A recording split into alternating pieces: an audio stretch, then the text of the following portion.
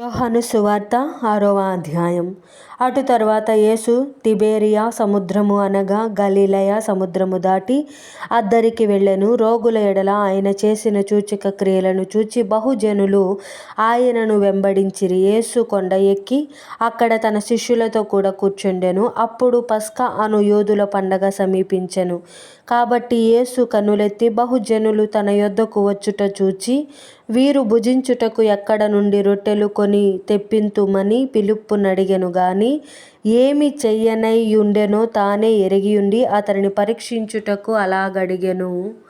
అందుకు ఫిలిప్పు, వారిలో ప్రతి వాడును కొంచెము కొంచెము పుచ్చుకొనుటకైనను 200 దేనారముల రొట్టెలు చాలవని ఆయనతో చెప్పెను. ఆయన శిష్యులలో ఒకడు, అనగా సీమోను పేతురు సహోదరుడైన ఆంద్రెయ, ఇక్కడ ఉన్న యొక్క చిన్నవాని యొద్ద 5 యవల రొట్టెలు 2 చిన్న చేపలు ఉన్నవి గాని ఇంతమందికి ఇవి ఏమాత్రమని ఆయనతో అనగా, యేసు జనులను కూర్చుండబెట్టుడని చెప్పెను. ఆ చోట చాలా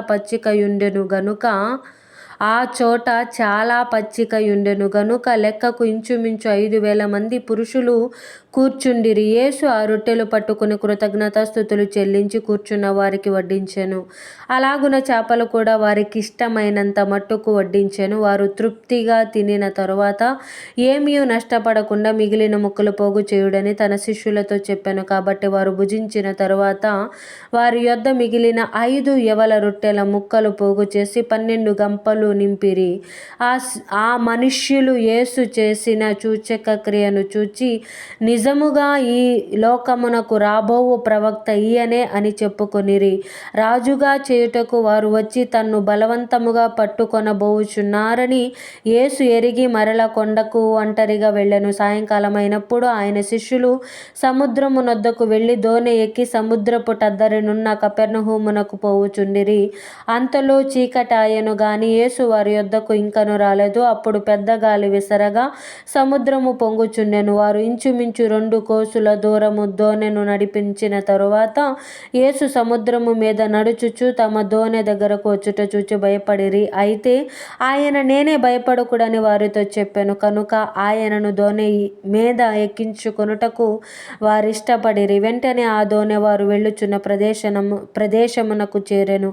మరునాడు సముద్రపు టద్దరిని నిలిచియున్న జనసమూహము వచ్చి చూడగా ఒక చిన్న దోణె తప్ప అక్కడ మరియొకటి లేదనియు, యేసు తన శిష్యులతో కూడా దోణి ఎక్కలేదు గాని ఆయన శిష్యులు మాత్రమే వెళ్ళిరనియు తెలుసుకొనిరి. అయితే ప్రభువు కృతజ్ఞతాస్తుతులు చెల్లించినప్పుడు వారు రొట్టె భుజించిన చోటునకు దగ్గరనున్న తిబేరియా నుండి వేరే చిన్న దోణెలు వచ్చెను.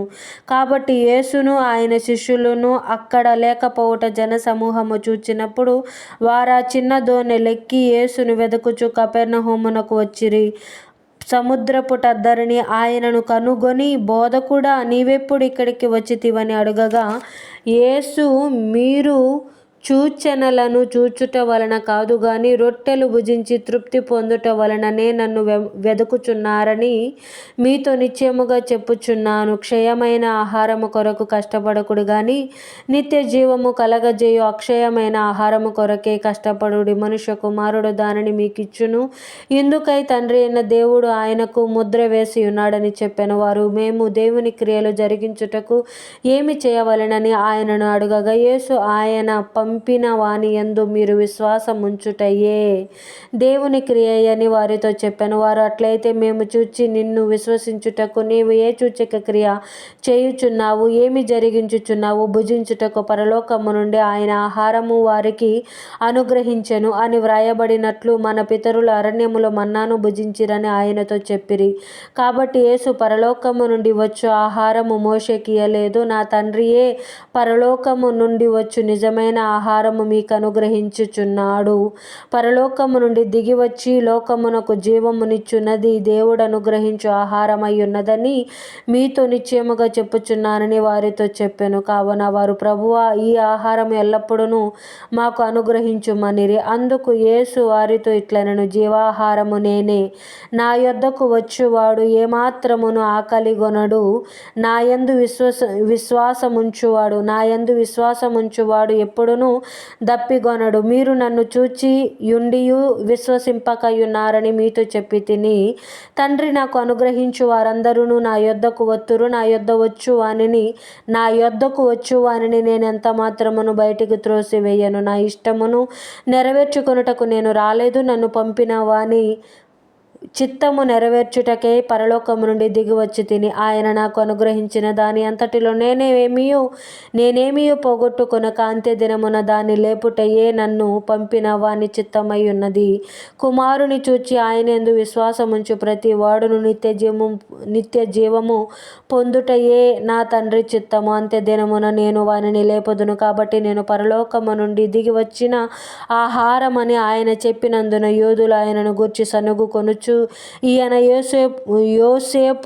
యోసేపు కుమారుడైన యేసు కాడా? ఈయన తల్లిదండ్రులను మనమెరుగుదుము గదా. నేను పరలోకము నుండి దిగి వచ్చి ఉన్నానని ఈయన ఎలాగూ చెప్పుచున్నాడనిరి. అందుకు యేసు, మీలో మీరు సనుగు కొనకుడి. నన్ను పంపిన తండ్రి వానిని ఆకర్షించితేనే గాని ఎవడునూ నా యొద్దకు రాలేడు. అంత్య దినమున నేను వానిని లేపుదును. వారందరూ దేవుని చేత బోధింపబడుదురు అని ప్రవక్తల లేఖనములలో వ్రాయబడి ఉన్నది. గనుక తండ్రి వలన విని నేర్చుకొనిన ప్రతి వాడును నా యొద్దకు వచ్చును. దేవుని యొద్ద నుండి వచ్చిన వాడు తప్ప మరి ఎవడును తండ్రిని చూచి ఉండలేదు. ఈయనే తండ్రిని చూచి ఉన్నవాడు.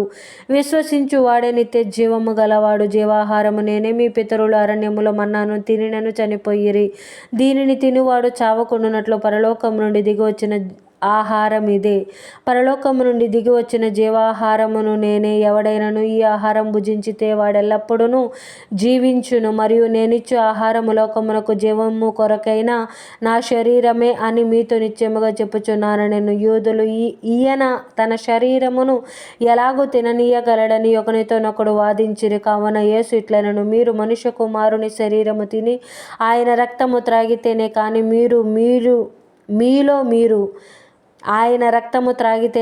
మీలో మీరు జీవము గలవారు కారు. నా శరీరము తిని నా రక్తము త్రాగువాడే నిత్య జీవము గలవాడు. అంత్య దినమున నేను వారిని లేపుదును. నా శరీరము నిజమైన ఆహారమును, నా రక్తము నిజమైన పానమునై ఉన్నది. నా శరీరము తిని నా రక్తము త్రాగువాడు నా యందును నేను వాని యందును నిలిచియుందుము. జీవము గల తండ్రి నన్ను పంపెను గనుక నేను తండ్రి మూలముగా జీవించుచున్నట్లే నన్ను తినువాడును నా మూలముగా జీవించును. ఇదే పరలోకము నుండి దిగి వచ్చిన ఆహారము. పితరులు మన్నాను తిని చనిపోయినట్టు కాదు. ఈ ఆహారము తినువాడు ఎల్లప్పుడూ జీవించునని నిశ్చయముగా మీతో చెప్పుచున్నాను. నేను ఆయన కపెర్నహూములో బోధించుచు సమాజ మందిరములు ఈ మాటలు చెప్పెను.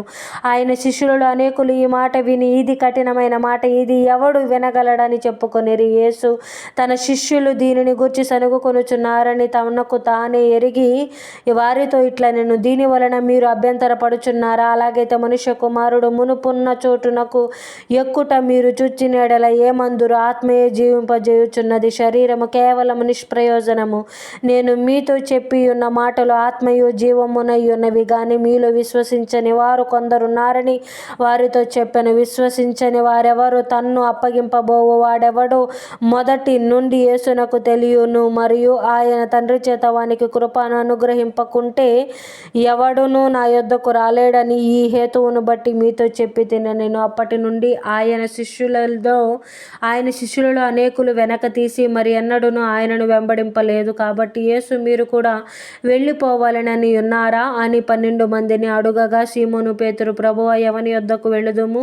నీవే నిత్య జీవపు మాటలు గలవాడవు, నీవే దేవుని పరిశుద్ధుడవని మేము విశ్వసించి ఎరిగి ఉన్నామని ఆయనతో చెప్పెను. అందుకు యేసు, నేను మిమ్మును 12 ఏర్పరచుకొనలేదా? మీలో ఒకడు సాతాను అని వారితో చెప్పెను. సీమోను ఇస్కరియోతు కుమారుడైన యూదా 12 మందిలో ఒకడై ఉండి ఆయనను అప్పగింపబోచుండెను గనుక వాని గూర్చి ఆయన ఈ మాట చెప్పెను.